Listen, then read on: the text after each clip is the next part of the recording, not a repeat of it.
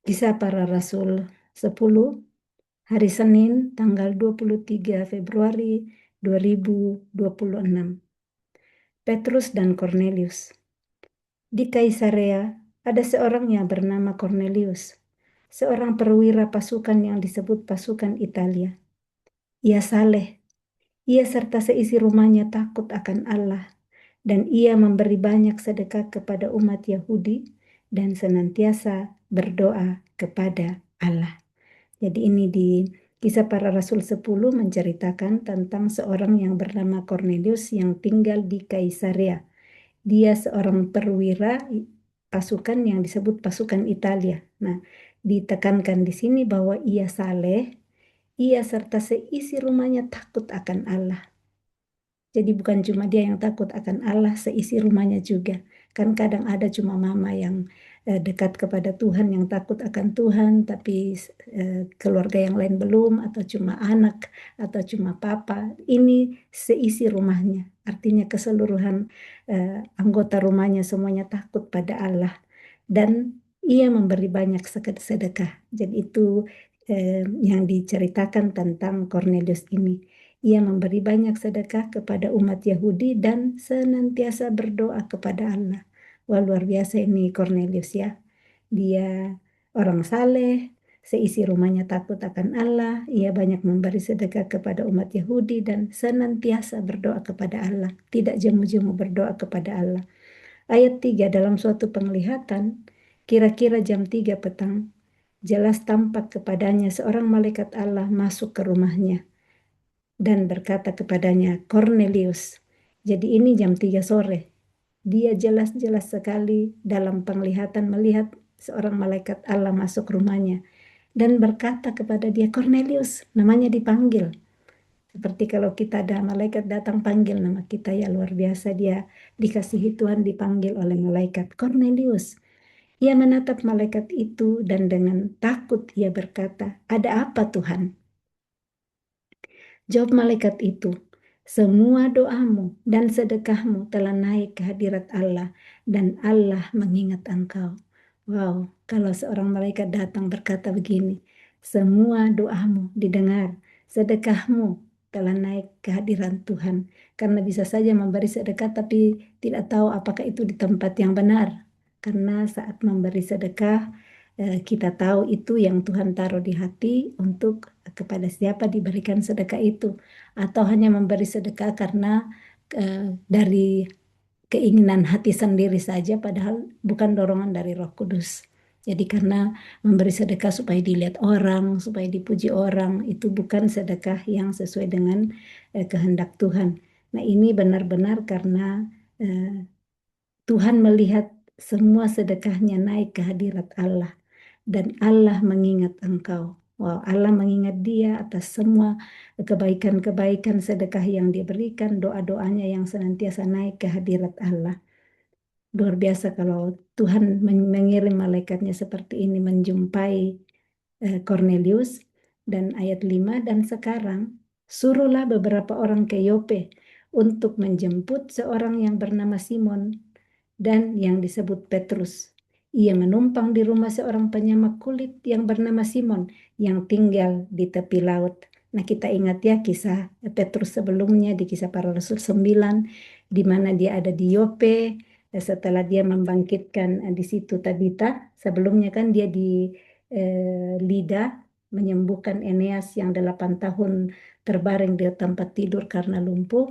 Nah, sesudah itu panggil untuk ke Yope membangkitkan Tabita yang disebut Dorcas. Nah, sesudahnya dia masih tinggal di Yope di rumah seorang penyamak kulit namanya Simon. Ini semua disampaikan oleh malaikat kepada Cornelius dalam penglihatan itu. Jadi disampaikan ada seorang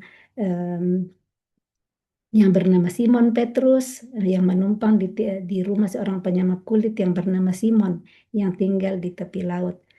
Jadi malaikat bilang suruhlah beberapa orang ke Yope untuk menjemput Petrus.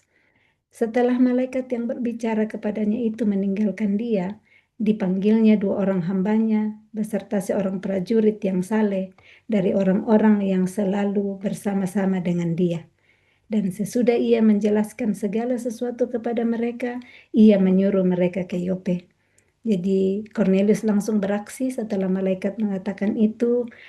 Dia memanggil dua orang hambanya, dia ceritakan semua info-info yang dia sudah dapat dari malaikat tadi untuk pergi ke Yope. Jadi dia dengar dulu perintah dari Tuhan, baru dia melalui malaikatnya, baru dia menyuruh hambanya. Ayat 9. Keesokan harinya ketika ketiga orang itu, ini sekarang dikatakan tiga ya, karena tadi ada dua orang hamba beserta seorang prajurit yang saleh. Jadi tiga orang yang diutus ke Yope. Nah, keesokan harinya ketika ketiga orang itu berada dalam perjalanan dan sudah dekat kota Yope, kira-kira pukul 12 tengah hari, naiklah Petrus ke atas rumah untuk berdoa. Ini tiga orang dalam perjalanan sudah dekat kota Yope. Sekarang kita baca tentang apa yang dilakukan Petrus di rumah Simon penyamak kulit ini. Nah, kira-kira pukul 12 tengah hari, Petrus naik ke atas rumah untuk berdoa. Ia merasa lapar dan ingin makan, tetapi sementara makanan disediakan, tiba-tiba rohnya diliputi kuasa ilahi. Tampak olehnya langit terbuka dan turunlah suatu benda berbentuk kain lebar yang bergantung pada keempat sudutnya yang diturunkan ke tanah. Di dalamnya terdapat pelbagai jenis binatang berkaki empat, binatang menjalar dan burung. Kedengaranlah olehnya suatu suara yang berkata, "Bangunlah hai Petrus, sembelihlah dan makanlah." Tetapi Petrus menjawab, "Tidak Tuhan, tidak, sebab aku belum pernah makan sesuatu yang haram dan yang tidak tahir." Kedengaran pula untuk kedua kalinya suara yang berkata kepadanya, "Apa yang dinyatakan halal oleh Allah, tidak boleh engkau nyatakan haram." Hal itu terjadi sampai 3 kali dan segera sesudah itu terangkatlah benda itu ke langit. Jadi Petrus bilang, "Tidak Tuhan, saya tidak pernah makan ini, sesuatu yang haram dan tidak tahir." Tetapi ada kalimat dari suara yang didengar berkata bahwa karena yang pertama kali di ayat 13 dikatakan, "Bangunlah hai Petrus, sembelihlah dan makanlah." Tapi Petrus tahu bahwa dia tidak boleh makan makanan yang haram, yang tidak tahir. Tapi datang lagi suara kedua kalinya. Apa yang dinyatakan halal oleh Allah, tidak boleh engkau nyatakan haram. Kalau Allah sudah bilang halal, tidak boleh kau nyatakan haram. Sekalipun dalam pengertian Petrus selama ini haram tidak boleh seperti itu. Tetapi Tuhan mengatakan kepada dia bahwa yang halal dikatakan halal oleh Allah tidak boleh engkau nyatakan haram. Dan itu sampai terjadi 3 kali suara itu menyampaikan dan terangkatlah benda tadi ini ya yang berbentuk kain lebar dengan berisi di dalamnya berbagai jenis binatang terangkat ke langit.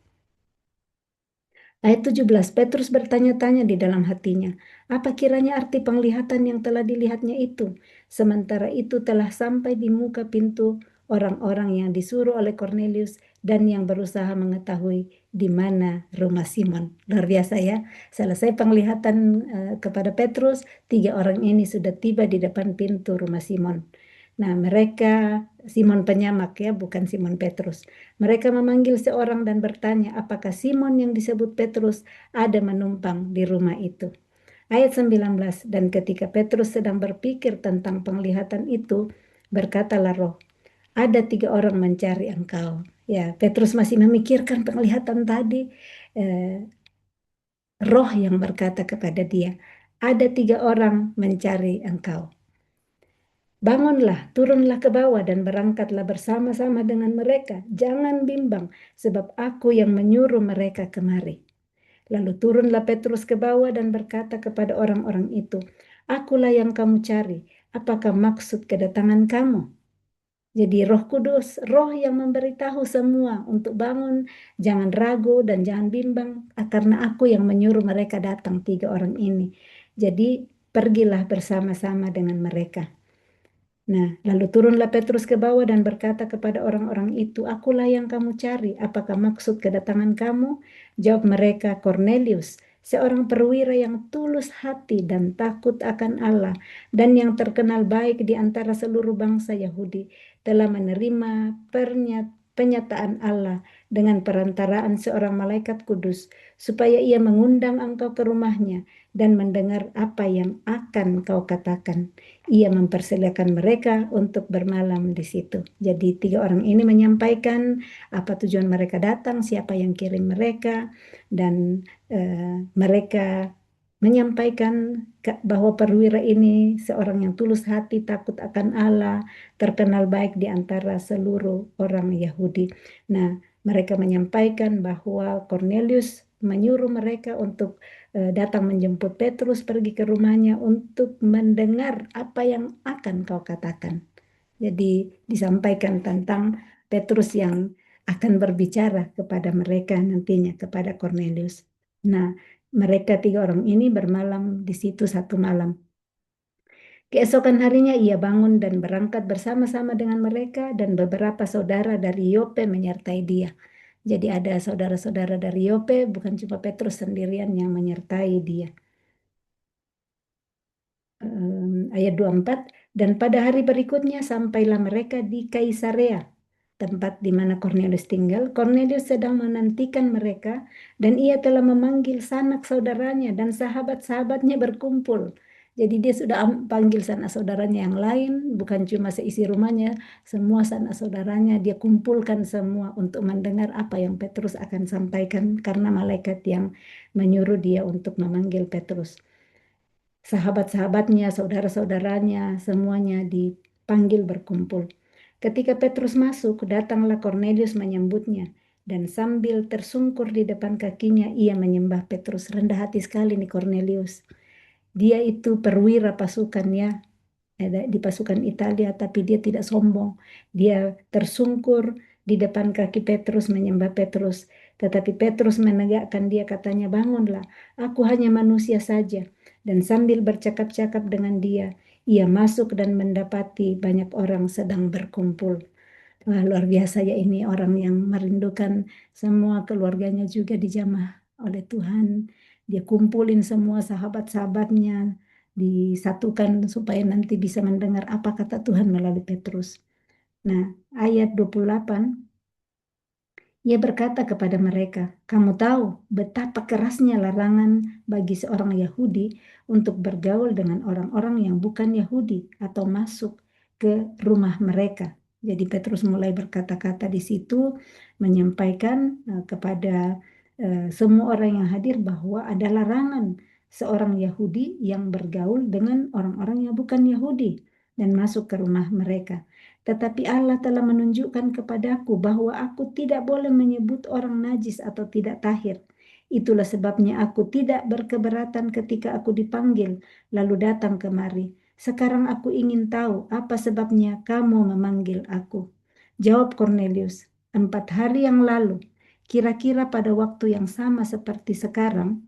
Jadi 4 hari sebelumnya ya, Cornelius menyampaikan kepada Petrus bahwa 4 hari yang lalu kira-kira pada waktu yang sama seperti sekarang, yaitu jam 3 petang, aku sedang berdoa di rumah.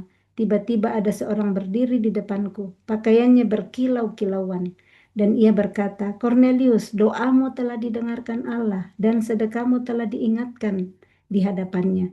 Suruhlah orang ke Yope untuk menjemput Simon yang disebut Petrus. Ia sedang menumpang di rumah Simon, seorang penyamak kulit yang tinggal di tepi laut.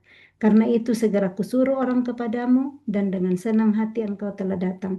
Sekarang kami semua sudah hadir di sini di hadapan Allah untuk mendengarkan apa yang ditugaskan Allah kepadamu. Dia ceritakan semua ya tentang pertemuannya dengan malaikat.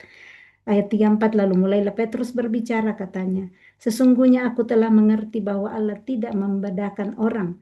Setiap orang dari bangsa manapun yang takut akan dia dan yang mengamalkan kebenaran berkenan kepadanya. Itulah firman yang ia suruh sampaikan kepada orang-orang Israel, yaitu firman yang memberitakan damai sejahtera oleh Yesus Kristus, yang adalah Tuhan dari semua orang. Tadi ya yang Petrus pikir haram, oh ada ada khusus pengertiannya ya, ada yang haram tetapi Tuhan bilang yang dinyatakan halal oleh Tuhan tidak boleh dinyatakan haram oleh Petrus. Nah, jadi di situ Petrus tahu bahwa Tuhan memberitahu dia bahwa setiap orang dari bangsa manapun yang takut akan dia, mempercayai Yesus dan yang mengamalkan kebenaran berkenan kepadanya. Jadi tidak dipilih cuma orang Yahudi, tetapi siapapun bangsa itu, termasuk kita hari ini yang karena pemberitaan firman kita mempercayai Yesus berkenan kepadanya.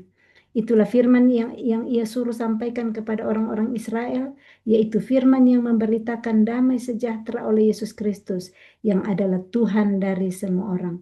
Kamu tahu tentang segala sesuatu yang terjadi di seluruh tanah Yudea, mulai dari Galilea, sesudah baptisan yang diberitakan oleh Yohanes, yaitu tentang Yesus dari Nazaret.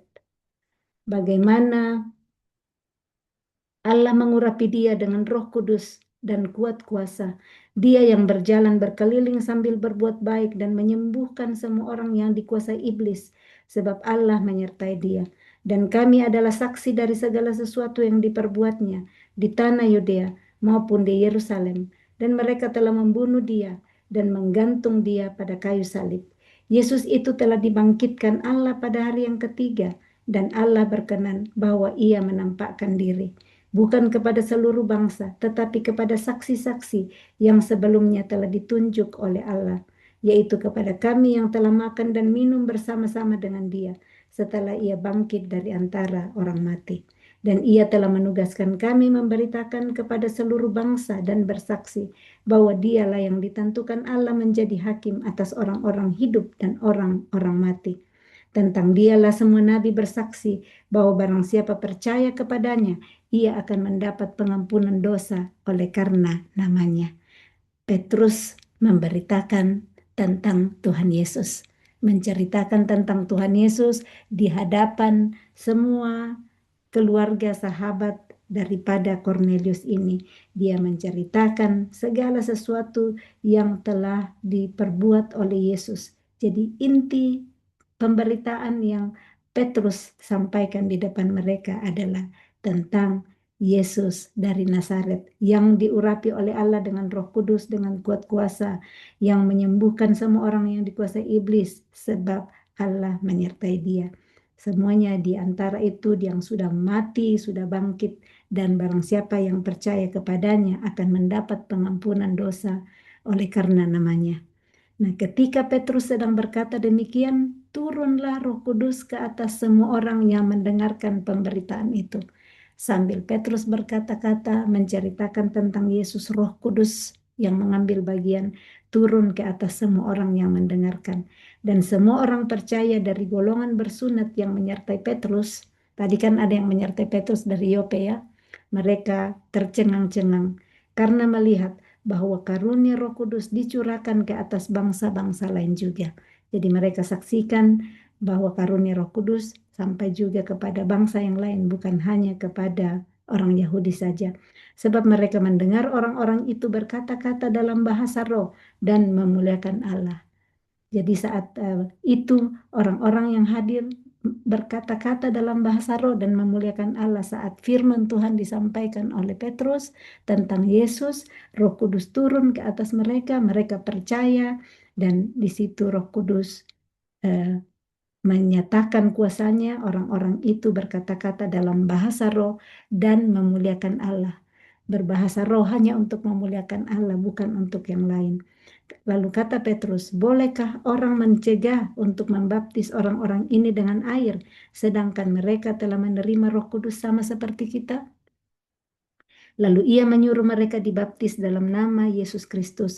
Kemudian mereka meminta Petrus supaya ia tinggal beberapa hari lagi bersama-sama dengan mereka.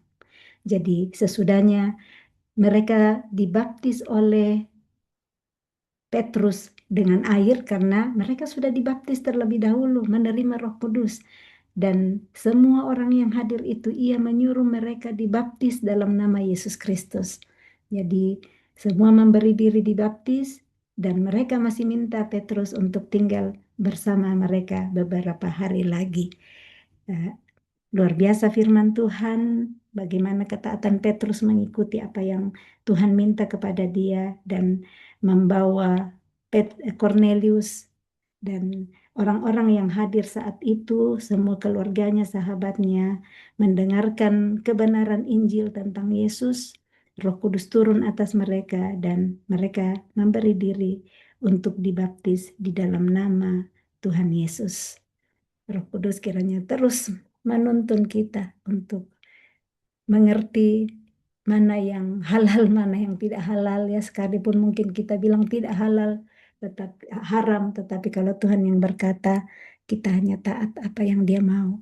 Roh Kudus, tolong kami untuk mendengar suaramu saat Engkau memberikan instruksi-instruksi kepada kami supaya kami tidak salah mengerti, kami tidak salah bertindak, dan ampuni kami Tuhan kalau ada tindakan-tindakan yang kami salah dengar, salah mengerti. Tolong perbaiki kami terus, tuntun kami untuk terus berjalan melakukan kehendak-Mu setiap hari. Amin. Salam kasih, Tuhan Yesus memberkati. Shalom.